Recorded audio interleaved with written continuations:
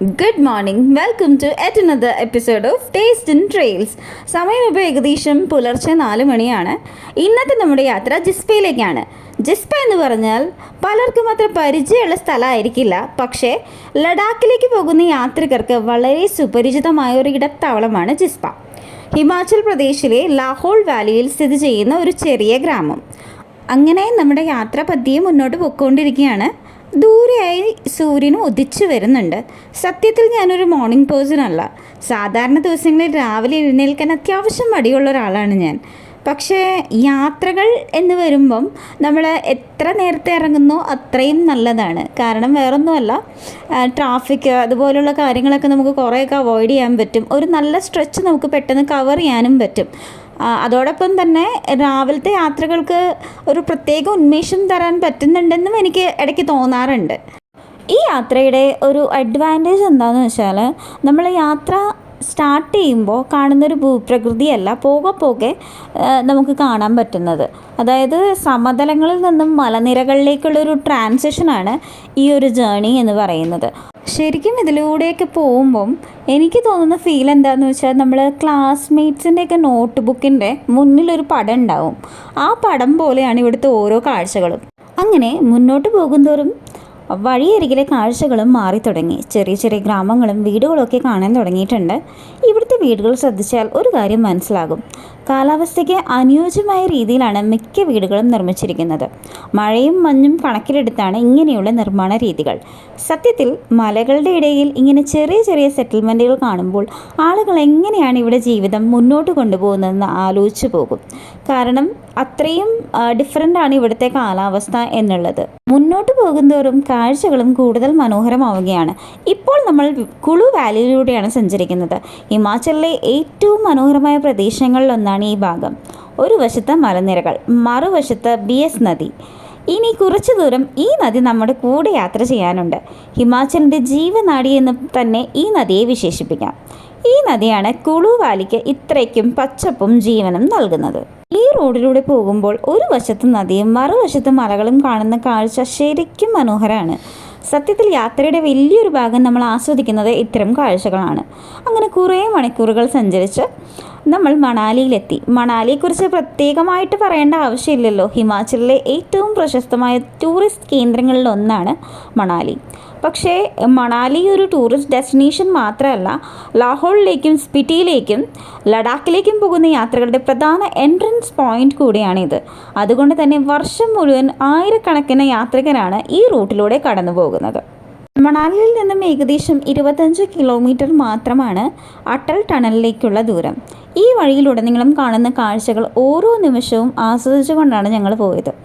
ഒരു വശത്ത് മലകൾ, മറുവശത്ത് പച്ചപ്പ് നിറഞ്ഞ താഴ്വാരങ്ങൾ, ഇടയ്ക്കിടെ തണുത്ത കാറ്റും മേഘങ്ങളും. എന്തൊക്കെയൊരു പ്രത്യേക ഭംഗിയുണ്ട് ഈ വഴിക്ക്.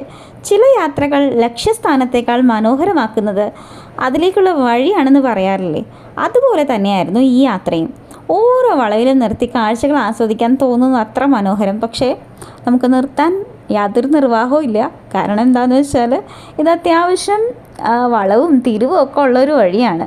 സോ അതിനാൽ ആ ആഗ്രഹങ്ങളൊക്കെ മനസ്സിൽ അടക്കി പിടിച്ച് മാക്സിമം കണ്ണിലും ക്യാമറയിലും പകർത്താനുള്ളതൊക്കെ പകർത്തി ഞങ്ങളങ്ങനെ പതിയെ യാത്ര തുടർന്നു. ഇവിടെ ഇങ്ങനെ യാത്ര ചെയ്യുമ്പോൾ പെട്ടെന്ന് മനസ്സിലേക്ക് വന്നതാണ്, ഇന്ത്യയിൽ എത്രയോ മനോഹരമായ സ്ഥലങ്ങളുണ്ട്, പക്ഷേ അവയെല്ലാം വേണ്ടത്ര രീതിയിൽ നമ്മൾ എക്സ്പ്ലോർ ചെയ്തിട്ടുണ്ടോ എന്നത് എപ്പോഴും ഒരു ചോദ്യചിഹ്നമാണ്. ഓരോ യാത്രയും നമ്മളെ പുതിയ കാഴ്ചകളിലേക്കും പുതിയ അനുഭവങ്ങളിലേക്കും കൊണ്ടുപോകുന്നു. ഒടുവിൽ ലോകത്തിലെ ഏറ്റവും ഉയരത്തിലുള്ള ഹൈവേ ടണലുകളിലൊന്നായ അട്ടൽ ടണലിൻ്റെ കവാടം കാഴ്ചയിൽ തെളിയുന്നു. മലകളെ ബന്ധിപ്പിച്ച ഈ അത്ഭുത നിർമ്മിതി യാത്രയെ കൂടുതൽ സ്പെഷ്യലാക്കുന്ന മറ്റൊരു അധ്യായം. ഇപ്പോൾ നമ്മൾ യാത്ര ചെയ്യുന്നത് ഇന്ത്യയുടെ ഏറ്റവും ശ്രദ്ധേയമായ എഞ്ചിനീയറിംഗ് നേട്ടങ്ങളിലൊന്നായ അട്ടൽ ടണലിലൂടെയാണ്. ഹിമാലയൻ മലനിരകളുടെ ഹൃദയഭാഗത്ത് ഏകദേശം 10,000 അടി ഉയരത്തിൽ സ്ഥിതി ചെയ്യുന്ന ഈ ടണലിന് 9.02 കിലോമീറ്റർ നീളമുണ്ട്. ഒരിക്കൽ വർഷത്തിലെ പല മാസങ്ങളിലും മഞ്ഞുവീഴ്ച കാരണം ഒറ്റപ്പെടാറുണ്ടായിരുന്ന ഈ പ്രദേശങ്ങളെ ഇന്ന് ഈ ടണൽ വർഷം മുഴുവനും ബന്ധിപ്പിക്കുന്നു. മലകളെ തുറന്ന് സൃഷ്ടിച്ച ഈ അത്ഭുതം കാണുമ്പോൾ മനുഷ്യൻ്റെ കഴിവിനോടും നിശ്ചയദാർഢ്യത്തോടും സ്വാഭാവികമായ ഒരു ആദരവ് തോന്നും.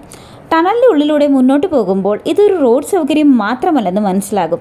ആയിരക്കണക്കിന് ആളുകളുടെ ജീവിതം എളുപ്പമാക്കിയ, ദൂരങ്ങളെ കുറച്ച, യാത്രകളെ സുരക്ഷിതമാക്കിയ ഒരു സ്വപ്ന സാക്ഷാത്കാരമാണ് ഇത്. പ്രകൃതിയുടെ വെല്ലുവിളികളെ മറികടന്ന് മനുഷ്യൻ്റെ കഠിനാധ്വാനവും സാങ്കേതിക മികവും ചേർന്ന് സൃഷ്ടിച്ച ഒരു വിസ്മയം, അതാണ് അടൽ ടണൽ. അങ്ങനെ അടൽ ടണലിനെ പിന്നിലാക്കിക്കൊണ്ട് നമ്മളിപ്പോൾ ലാഹോൾ മേഖലയിലേക്ക് പ്രവേശിക്കുകയാണ്. ഹിമാചൽ പ്രദേശിൻ്റെ വടക്കൻ ഭാഗത്തുള്ള ഈ പ്രദേശം ഹിമാലയൻ മലനിരകൾക്കിടയിൽ സ്ഥിതി ചെയ്യുന്ന ഒരു അതിസുന്ദരമായൊരു താഴ്വരയാണ്. ഒരു കാലത്ത് വർഷത്തിലെ പല മാസങ്ങളിലും മഞ്ഞുവീഴ്ച കാരണം പുറം ലോകവുമായി ബന്ധം നഷ്ടപ്പെടാറുണ്ടായിരുന്ന ലാഹോൾ ഇന്ന് അടൽ ടണലിലൂടെ കൂടുതൽ എളുപ്പത്തിൽ എത്തിച്ചേരാൻ കഴിയുന്ന ഒരു സ്ഥലമായി മാറിയിരിക്കുന്നു. ഹിമാലയൻ മലനിരകൾക്കിടയിൽ സ്ഥിതി ചെയ്യുന്ന ലാഹോൾ ചന്ദ്ര നദിയും ബാഗ നദിയും സംഗമിക്കുന്ന മനോഹരമായൊരു താഴ്വരയാണ്. ഉയർന്ന മലനിരകളും വിശാലമായ ഭൂപ്രകൃതിയും കൊണ്ട് ഹിമാചലിൻ്റെ ഏറ്റവും പ്രത്യേകതയുള്ളൊരു പ്രദേശങ്ങളിലൊന്നായി ഇതറിയപ്പെടുന്നു. ലാഹോളിൻ്റെ മനോഹരമായ താഴ്വരകളിലൂടെ യാത്ര തുടരുമ്പോൾ നമ്മൾ എത്തുന്നത് ജിസ്പയിലേക്കാണ്. ബാഗ നദിയുടെ തീരത്ത് സമുദ്രനിരപ്പിൽ നിന്നും ഏകദേശം 3200 മീറ്റർ ഉയരത്തിൽ സ്ഥിതി ചെയ്യുന്ന ഈ ചെറിയ ഗ്രാമം മനോഹരമായ കാഴ്ചകളാൽ സഞ്ചാരികളെ ആകർഷിക്കുന്ന ഒരു സ്വർഗ്ഗഭൂമിയാണ്. സത്യത്തിൽ ഈ പ്രദേശത്തിൻ്റെ ഭംഗി എങ്ങനെയാണ് വിവരിക്കേണ്ടതെന്ന് എനിക്കറിയില്ല. ചുറ്റും മഞ്ഞു മൂടിയ മലനിരകൾ, നടുവിലൂടെ ഒഴുകുന്ന ബാഗ നദി, അതിനൊപ്പം പ്രകൃതിയുടെ നിശബ്ദത. ജിസ്പയുടെ സൗന്ദര്യം ക്യാമറയിൽ പകർത്താനാകുന്നതിലും അപ്പുറമാണ്. മണാലിയിലെ ഹൈവേയിലെ പ്രധാന സ്റ്റോപ്പുകളിലൊന്നായ ഈ ഗ്രാമം ലഡാക്കിലേക്കുള്ള യാത്രക്കാരുടെ പ്രിയപ്പെട്ട വിശ്രമ കേന്ദ്രവുമാണ്. ചില സ്ഥലങ്ങൾ കണ്ടു മാത്രമല്ല അനുഭവിച്ചറിയേണ്ടതുമുണ്ട്. ജിസ്പ അത്തരത്തിലുള്ളൊരു സ്ഥലമാണ്. തിരക്കുകളിൽ നിന്ന് അകന്ന് പ്രകൃതിയോട് ചേർന്ന് കുറച്ച് സമയം ചെലവഴിക്കാൻ ആഗ്രഹിക്കുന്നവർക്ക് ഇതിലും മനോഹരമായൊരിടം വേറെയില്ല. ഈ നദിയുടെ ഇരുവശങ്ങളും ഉരുളും കല്ലുകൾ കൊണ്ട് നിറഞ്ഞിരുന്നു. അങ്ങനെ കുറച്ച് കല്ലുകളൊക്കെ ശേഖരിച്ചിട്ടാണ് ഞാൻ അവിടെ നിന്ന് പോകുന്നത്. വേറൊന്നും കൊണ്ടല്ല, ജസ്റ്റ് ഒരു ഓർമ്മയ്ക്ക് വേണ്ടിയിട്ട്. പഞ്ചാബിൽ നിന്നും ആരംഭിച്ച ഈ യാത്ര മണാലിയുടെ മനോഹാരിതയിലൂടെയും അടൽ ടണലിൻ്റെ വിസ്മയത്തിലൂടെയും ലാഹോളിൻ്റെ അതുല്യ ഭൂപ്രകൃതിയിലൂടെയും ഒടുവിൽ ജിസ്പയുടെ ശാന്തതയിലേക്കുമാണ് നമ്മളെ എത്തിച്ചത്. അങ്ങനെ ഈ യാത്ര ഇവിടെ അവസാനിക്കുകയാണ്. ഈ യാത്ര അവസാനിക്കുമ്പോൾ മനസ്സിൽ നിറയുന്നത് കണ്ട കാഴ്ചകൾ മാത്രമല്ല, വഴിയിലുടനീളം അനുഭവിച്ച ഓരോ നിമിഷങ്ങളുമാണ്. ഇന്ത്യയിൽ ഇനിയും എത്രയോ മനോഹരമായ സ്ഥലങ്ങൾ നമ്മളെ കാത്തിരിക്കുന്നുണ്ടെന്ന് ഈ യാത്ര വീണ്ടും ഓർമ്മിപ്പിച്ചു. അങ്ങനെ ഈ മനോഹര യാത്രയുടെ ഓർമ്മകളുമായി ഞങ്ങൾ മടങ്ങുകയാണ്. അടുത്ത ലക്ഷ്യസ്ഥാനവും പുതിയ അനുഭവങ്ങളുമായി വീണ്ടും കാണാം. അതുവരെ യാത്രകൾ തുടരട്ടെ. അപ്പോൾ ഈ വീഡിയോ ഇഷ്ടമായിട്ടുണ്ടെന്നുണ്ടെങ്കിൽ ലൈക്ക് ചെയ്യാനും കമൻറ്റ് ചെയ്യാനും മറക്കല്ലേ. പിന്നെ സബ്സ്ക്രൈബ് ചെയ്തിട്ടില്ലെങ്കിൽ സബ്സ്ക്രൈബും ചെയ്യാം. താങ്ക്